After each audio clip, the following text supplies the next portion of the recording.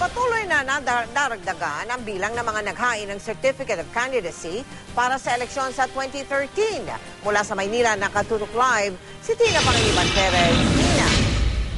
Mel, ilang mga bago at kilalang mukha sa politika ang sabay-sabay na naghain ng kanilang Certificate of Candidacy sa pagkasenador sa ika-4 na araw ng filing.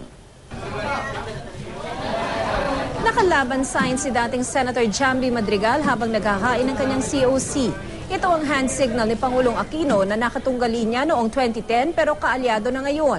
Kasama rin niya sa ticket sina dating Las Piñas Congresswoman Cynthia Villar na asawa ng dinikdik niya sa kontrobersiya sa C5 Road Extension Project na si Senator Manny Villar at tagapagsalita noon ng senador na si Senator Alan Peter Cayetano. Issue-based yun, prinsipyo ang pinaglaban at hindi personal.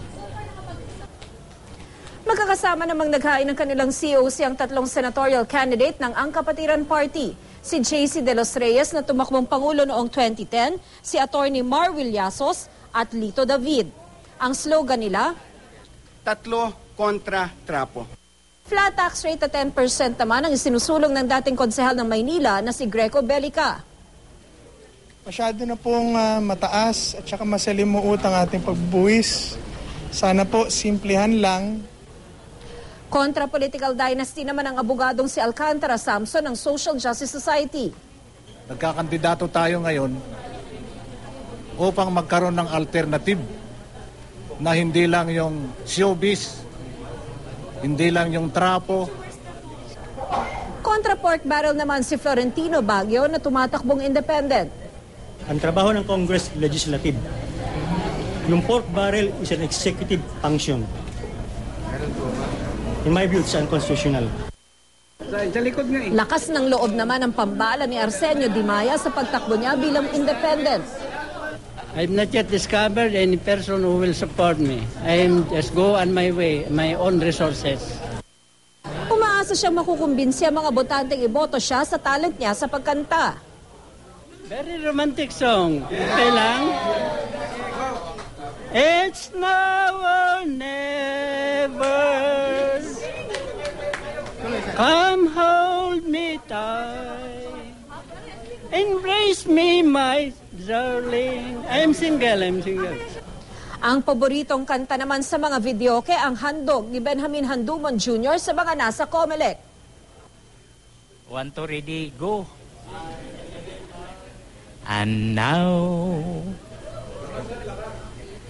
the end is near. And so I face the final curtain. Multi-talented naman si Leonardo Bula, tumutula.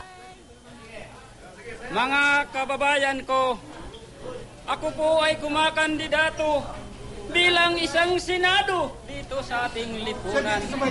At kumakanta.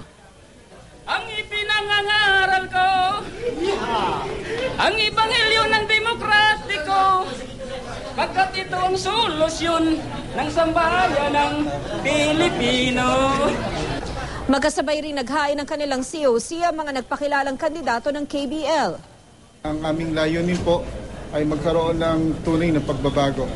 At ang tunay na pagbabago nagsisimula sa loob, hindi sa labas. At Diyos lang po ang makakagawa nun.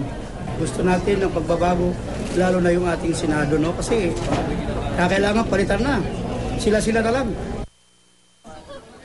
Samantala, sinabi ngayon ni COMELEC Chairman Sixto Brillantes na kasalukuyan pang inaayos ng COMELEC ang listahan ng mga aaprubahang party list groups. Inaasahan di umanong may incumbent party list na maaalis sa listahan. Tumanggi si Brillantes na pangalanan ng mga nasa listahan ng mga hindi maaprubahang party list group kasabay ng pagsasabing inaasahang matatapos na nila ito ngayong buwan ng Oktubre.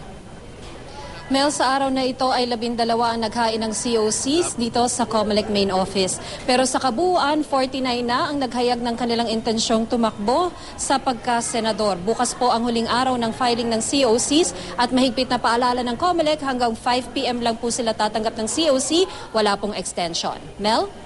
Maraming salamat sa iyo, Tina Pangiliban Perez.